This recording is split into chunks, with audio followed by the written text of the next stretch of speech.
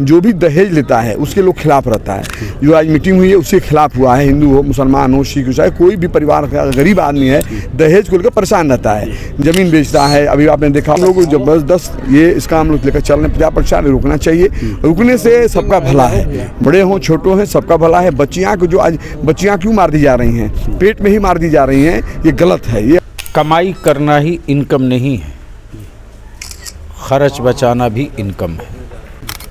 निकाह को सस्ता करो, आसान से आसान करो, नहीं बेटा तो अभी हो स्टेडियम के पास, और उस पैसे को बचाकर अपनी औलादों को, अपनी जनरेशन को पढ़ाओ। शिक्षित बेटा शिक्षित समाज, तालीम याफ्ता बेटा तालीम याफ्ता ख़ानदान है। ऐसी हालत में लोगों को कहेंगे मुत्तहिद होकर के सेकुलर ताकतों के साथ रहें। मैं जानना चाहता हूं कि दहेज को रोकने के लिए इस संबंध में आपने जो पैगाम दिया है अपने लोगों को क्या देना चाहते हैं? मैं यहाँ की कमेटी के तमाम लोगों का शुक्रिया अदा करना चाहता हूँ। ये लोगों ने जो मेहनत की है, पहले भी लोग मेहनत करते रहे हैं। इन लोगों का अपना खुद का इतिहास है, आज से नहीं लगता 15-20 साल से जो इस पर बराबर इसको लेकर ये लोग हर गांव में जाने का प्रचार प्रसार करते हैं। कोई दहेज न ले, कोई बारात न जाए, इस टाइप का ये लोग करते रहे हैं पहले से। कई कार्यक्रम हुआ जो हम आए भी हैं, विधायक नहीं थे तो भी 1-2 बार मैं आया हुआ था। ये मुझे लगता है अपने जो पूर्वांचल में यहाँ से शुरुआत हुई है, और ये लोग कई स्टेट में, झारखंड में भी, बिहार में भी और उधर मध्य प्रदेश में भी ये लोग जाने का भी काम करते हैं। जो ये कमेटी है ये हर गांव से मिलके कमेटी बनी हुई है। ये कमेटी जो ये काम कर रही है, मुझे लगता है गरीब जो हमारे हैं उस गरीब लोगों को, पूरे गरीब हर समाज की बात लोग करता है, ऐसा नहीं एक समाज का बात करता है। जो भी दहेज लेता है उसके लोग खिलाफ रहता है। जो आज मीटिंग हुई है उसके खिलाफ हुआ है। हिंदू हो, मुसलमान हो, सिख हो, चाहे कोई भी परिवार का गरीब आदमी है दहेज को लेकर परेशान रहता है, ज़मीन बेचता है। अभी आपने देखा होगा, अभी हमारे सांसद जी बोल भी रहे थे, कुछ सांसद जी बोल रहे थे एक आदमी आत्महत्या कर लिया, मतलब अटैक हो गया, इस टाइप का हुआ। इसको हम लोग जबरदस्त ये इसका हम लोग लेकर चल रहे हैं, प्रचार रोकना चाहिए। रुकने से सबका भला है, बड़े हों छोटो हैं सबका भला है। बच्चियाँ को जो आज बच्चियाँ क्यों मार दी जा रही हैं, पेट में ही मार दी जा रही हैं, ये गलत है, ये हराम है। इसलिए इस पर हम लोग चलें कि ये लोग कोई ना सोचे बच्चे हों, बच्चियाँ हों तो खुश रहे कि बच्चियाँ हमारी हैं, कोई नहीं ले लेगा, कोई ना कोई इसको अपना लेगा, शादी कर लेगा। तो इस टाइप को लेकर हम लोग प्रचार प्रसार जो लोग कर रहे हैं उसमें मैं हर जगह खड़ा रहा हूँ, पहले भी आज भी खड़ा रहूँगा। उससे बात करने के लिए बहुत बहुत धन्यवाद। एक सवाल आखिरी है कि आपके जिन मौजूदा चुनाव इलेक्शन हुआ है उसमें भारतीय जनता पार्टी पुरजोर जीती है, इस पर क्या कहना आपका? देखिए ये लोग आप भी जानते हैं कि बेईमान के अध्यक्ष हैं। जितना बेईमानी करना, इनसे अच्छा बेईमानी कोई नहीं कर पाएगा। और जो दिल्ली में बैठे लोग हैं ये लोग ऐसे लोग हैं जो देश को नुकसान और बर्बाद करना चाहते हैं। ये लोग किसी के नहीं, हिंदू के हैं, न मुसलमान के हैं, न सिख हैं, न ईसाई के हैं, सिर्फ अपना है वो लोग। इसलिए मैं ये दावा करना चाहता हूँ कि इससे पहले जब भी सरकार रही तो ऐसा नहीं हुआ कभी। ये लोग अभी जानते हैं कि जब देश का जो चौकीदार पहरेदार बादशाह होता है उस सबका न्याय करता है, सबके साथ खड़ा रहता है। लेकिन ये लोग आप देखे होंगे, जो मीडिया के मेरे साथी बड़े भाई हैं, आपने देखा होगा जो इनके साथ नहीं रहता है उसके साथ कैसा तांडव करते हैं, छिपा हुआ नहीं है। अगर आप पहरेदार और चौकीदार बन रहे हैं, देश के बने, सबका ख्याल आपको रखना है। लेकिन ऐसा बातें नहीं है। मैं तो साफ कहता हूँ ये किसी धार्मिक ग्रंथ को मानते ही नहीं। अगर हिंदू धर्म में आप जाएंगे, धार्मिक ग्रंथ में पढ़ा हूँ, BHU से पढ़ा हूँ, मैं जानता हूँ, उसमें भी भाईचारा दिखाया गया, मोहब्बत दिखाया गया है। लेकिन वो मोहब्बत की बातें नहीं करते हैं, वो धर्म को बेचते हैं, मंदिर को बेचते हैं, कभी मंदिर मस्जिद की बातें करते हैं। और देश की जनता जब उनसे सवाल करती है, नौजवान सवाल करता है क्या हुआ रोजगार, जो आपने रोजगार देने की बात कही थी, जब देश की जनता पूछता है काला धन वापस लाने की क्या हुआ, आपने कहा था, महंगाई पे बात करते हैं, 15 लाख 20 लाख जो अकाउंट में जाना था उस पर चर्चा होती है। ये लोग बैठे हुए लोग जो दिल्ली के चंद लोग हैं मंच पे जाते हैं, हिंदू मुसलमान मंदिर मस्जिद बांटने की बात करते हैं। ऐसे लोगों का मैं नाम भी नहीं लेना चाहता। एक सवाल और सर है कि देश की आज़ादी में चंपारण के बत्तख मियाँ अंसारी एक ऐसे व्यक्ति थे जिन्होंने महात्मा गांधी को जहर नहीं दिया था, इसकी वजह से उनके वो तांडव मचा, उन पर काफ़ी अत्याचार हुआ। लेकिन हमारे प्रथम राष्ट्रपति डॉक्टर राजेंद्र प्रसाद ने ज़मीन देने की जो बात कही थी, आज तक पूरी ज़मीन नहीं मिल पाई है। ये जानकारी आपके द्वारा मुझे मिला, इस पर नेता से मैं बात करूंगा। ये बात अगर हुई तो मैं नेता बर्दाश्त नहीं करेंगे। मेरे नेता जानते हैं, सबको मानने वाले हैं, जो बुजुर्गों ने, महापुरुषों ने जो बताया उसके पचिनों पर चलने की कोशिश करते हैं। मैं इतना जरूर कहूँगा, जानकारी आपने दिया, मैं कल ही या परसों, कल तो मैं क्षेत्र में रहूँगा, परसों में खुद जानकारी वहाँ के DM से लूँगा, DM साहब से लेकर मैं बात करूँगा। ऐसी बातें कहीं ना कहीं मुहैया कराई जाएगी। रही सवाल दिल्ली वालों को, उन पर मैं कोई चर्चा नहीं करना चाहता। अगर बात है जो आपने बताया है, अगर ये बात है तो निश्चित तौर पर मैं DM साहब से बात करके उनको ज़मीन की व्यवस्था मैं कराऊँगा। ठीक है, थैंक यू। ऐसी शख्सियत से मेरी मुलाकात हो रही है जिस शख्सियत ने पूरे हिंदुस्तान में, पूरे भारत में अपनी ज़मीर की आवाज़ बुलंद करने में अव्वल रहे हैं। कभी अपनी ज़मीर की आवाज़ को दबाने की आपने कोशिश नहीं की है। आज आप आए हैं इस्लाह माशरा के जलसे में। मैं आपसे मुख्तसर जानना चाहता हूं कि आज के इस जलसे से पूरे भारत के लोगों को क्या तबलीग करना चाहते हैं। दो चीज़ें हैं। पहली तो ये है कि अपनी नस्लों की फ़िक्र करो, अपने मुल्क की फ़िक्र करो। नस्लों की फ़िक्र इस तरह करो, खाना खाए बेटा। कमाई करना ही इनकम नहीं है, खर्च बचाना भी इनकम है। निकाह को सस्ता करो, आसान से आसान करो, नहीं बेटा तो अभी हो स्टेडियम के पास। और उस पैसे को बचाकर अपनी औलादों को, अपनी जनरेशन को पढ़ाओ। शिक्षित बेटा, शिक्षित समाज, तालीम याफ्ता बेटा, तालीम याफ्ता ख़ानदान। मुल्क की तामीर में मज़दूरों का इस्तेमाल नहीं होता है, पढ़े लिखों का इस्तेमाल होता है। खेत जोतने में मज़दूर काम आता है, ईंट गिट्टी मिट्टी ढोने में मज़दूर काम आता है, लेकिन मुल्क के भविष्य और फ्यूचर के डिज़ाइन के लिए पढ़ा लिखा होना ज़रूरी है। यकीनन हमारे लिए तारीखी दिन है और हमको यहाँ से एक नई हौसला, एक नई तवानाई लेके हमको अपने समाज के बीच में जाना है और हमें और तेजी से, हमें और जज्बे से अपने मकसद की तरफ आगे बढ़ना है। ये जिक्र हो रहा था, जहेज एक समाजी अपराध है। लेना और देना दोनों ही कानूनी अपराध भी कहा जाता है, फिर भी हम ये अपराध करते हैं।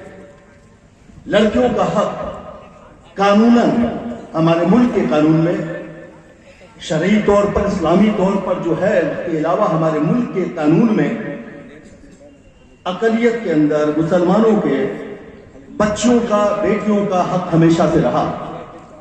कानून को अमेंड करके एक्स पार्लियामेंटेरियन यहाँ बैठे हैं, अभी सबके लिए, बाकी दीगर लोगों के लिए हुआ है कि नहीं, लड़कियों को भी हक मिलना चाहिए। लेकिन हमारे अंदर शुरू से ही ये हक था, लेकिन ये हक नहीं मांगते, नहीं देते, नहीं मांगती, लेकिन ये हमें देना चाहिए। उनको पता चलना चाहिए कि हम बेटी हैं, क्योंकि पहले ही से बड़ा अजीब समाज है हमारा। बच्ची पैदा होती है, बड़ा मायूस हो जाते हैं, जबकि मां के पैर के नीचे जन्नत है। मायूसी हो जाती है और बेटा पैदा होता है तो गीत और गाने बजने लगते हैं। पता चल जाता है माइक की आवाज से कि उस फला के घर में बच्चा पैदा हुआ है, लड़का पैदा हुआ है। लड़की पहले से बेचारी रहती है कि चलो हमको तो चले जाना है, बड़ा इससे लगता है कि माँ बाप का घर ही में वो मेहमान बन के बैठे हैं। लेकिन जब जहां जाती है, चूंकि मौका मिला है इस्लाही समाज और हम उस सरजमीन, जिस सरजमीन पर जहां पैदाइश हुई हमारी, मुझे बेहद खुशी है कि आप लोगों ने हमें ये मौका दिया, हमें इज्जत बख्शी, आप लोगों का हम शुक्रगुजार हैं। तो हमारी इन बच्चियों को जो तालीम देनी चाहिए, तो ये इस्लाह, हमें बहुत मामले में इस्लाह करने की जरूरत है। सिर्फ शादी ब्याह तक अगर हम महदूद रह जाएंगे तो हम समाजी इस्लाह नहीं कर पाएंगे।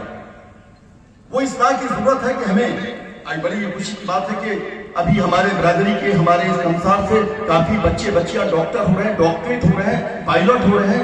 ये यही आप लोगों ने सब लोगों की हिम्मत अफजाई की।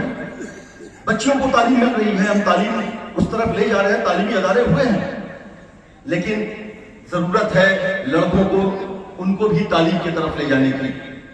हम देख रहे हैं जब आते हैं तो सुनने को मिलता है कि जोड़ा नहीं मिल रहा है, लड़की इतना पढ़ती है कि उनको लड़का नहीं मिल रहा उनके बराबरी का। तो लड़कों को भी तालीम के मैदान में ले जाने की जरूरत है, तभी हम समाज को आगे ले जा पाएंगे। और कहते हैं तालीम ही तो लाती है बेदारी, और बेदारी से शऊर पैदा होता है और शऊर से इनकलाब होता है। अगर हम तालीम नहीं दे पाएंगे तो हम चाहे जितना भी इस्लाही मीटिंग कर सकें, हम इनकलाब नहीं ला पाएंगे। क्योंकि अगर मकसद है कि शादी ब्याह में बारात न जाए, ये तो शरई तरीका भी है। जहेज का तो सवाल ही नहीं उठाना चाहिए। क्यों हम जहेज देंगे और क्यों जहेज देंगे, इतनी उन पर लानत होनी चाहिए। अपराध है ये, जुर्म है ये, कानूनन जुर्म है। के लिए नहीं, मैं आपके अंदर के मर्द की आवाज सुनना चाहता हूं। जब अपनी नस्लों के वजूद के लिए कोई एक आदमी पानी मांग दे तो पूरा खित्ता पानी लेकर दौड़ जाए। अगर आप अहद कर लो कि हमें अपनी जमीन बचाकर बेटियों की आबरू बचा दी है और बेटों को नौकर नहीं हाकिम बनाना है, तो हम दस्तरखान का मजा नहीं जानते, हमको तो दर्द का मजा मालूम है। हमें बिरयानी का मजा नहीं मिलता साहब, हमें तो आंसुओं का मजा मिलता है, हमें रोटियों का मजा नहीं मिलता, अपने जवान बच्चों की बेरोजगारी का मजा मिलता है। और माफ कीजिएगा कोई आपके साथ रहे हुए गले, आप सबके साथ रहे, आप सबके साथ रह लीजिए, इसके लिए खुद से खड़ा होना। हम लोगों के बीच में मेहमान के रूप में हमारे बड़े भाई, जो इस गाजीपुर ही नहीं, बिहार ही नहीं, देश को जानता है, पहचानता है, इनकी बातों को सुनता है, हमारे बड़े भाई पूर्व राज्यसभा सांसद सम्मानित भाई गुलाम रसूल बलवाई साहब, इस मंच पर बैठे तमाम मेरे बड़े बुजुर्ग सम्मानित साथीगण, सामने बड़े तादाद में बैठे हमारे बड़े बुजुर्ग, मेरे भाई चारों तरफ फैले और बैठे मेरे क्रांतिकारी नौजवान साथियों, आप सबका मैं अपनी ओर से, हमारे साथ साथियों की ओर से दिल के गहराइयों से खैर मकदम करता हूँ, स्वागत करता हूँ। निज़ाम हो या सियासी निज़ाम हो या शादी ब्याह हो, कोई हिस्सा नहीं छूटा है जिसमें इस्लाम ने रहनुमाई नहीं की। इस वक्त हम जिस हाल से गुजर रहे हैं और जिस तारीख के स्याह और दिलदोज़ हालात से हमारा साफा है, आपको इसका अंदाजा है। मुसलमान और हिंदुस्तान के रहने वाले हमारे बिरादर वतन की रफाकत आज से नहीं सदियों से, और यहाँ इस मुल्क में एक बहुत सालों से एक मुद्दत से रह गए, लेकिन हमारे दरमियान जो दूरियां बन रही हैं, जो हमारे दरमियान नफरत के बीज बोए जा रहे हैं, इसकी वजह सिर्फ हमारी है कि हमने अपने इस बिरादर वतन को दीन की दावत नहीं दी, उन्हें अपने आप को उनसे मुतारिफ नहीं कराया और दीन इस्लाम की तालीमात से उन्हें रोशनास नहीं कराया। हमारी जो हालत है तालीमी लिहाज से या माशरती लिहाज से या सियासी नुक्ते नज़र से आपके सामने है, ये चीज़ें सब वाज़ेह है, इस पर गुफ्तगू करने से कोई। जनाब गुलाम रसूल बलियावी साहब से गुजारिश करूंगा कि हजरत आप न सिर्फ इनका इस्तकबाल करें बल्कि दुआ फरमा दें इनके लिए। मैं तमाम लोगों से ये गुजारिश करूंगा, आप तालियों की गूंज में अपने इस नौनिहाल का स्वागत कर लीजिए। आपका ये जिला कदर आदमी तो हम कहते हैं, आप पोस्ट पीएचडी कर रहे हैं, मैं गुजारिश करूंगा अपने मेहमान खुसूसी से,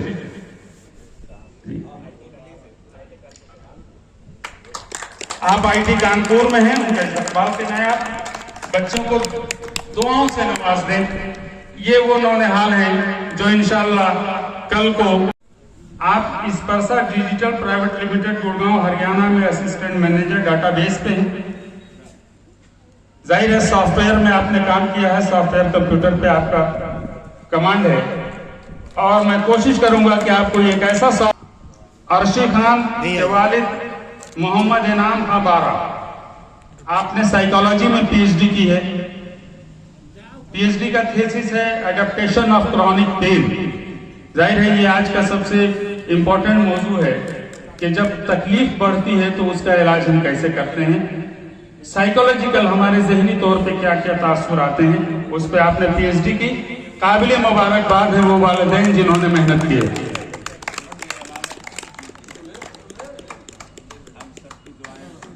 इससे एक से गुजारिश करूंगा कि आप बच्चे की हौसला अफजाई ही न करें बल्कि दुआ फरमा दें हजरत बच्चे के लिए। बियूर से ताल्लुक है जी, जो आपकी पुरानी सरजमीन है।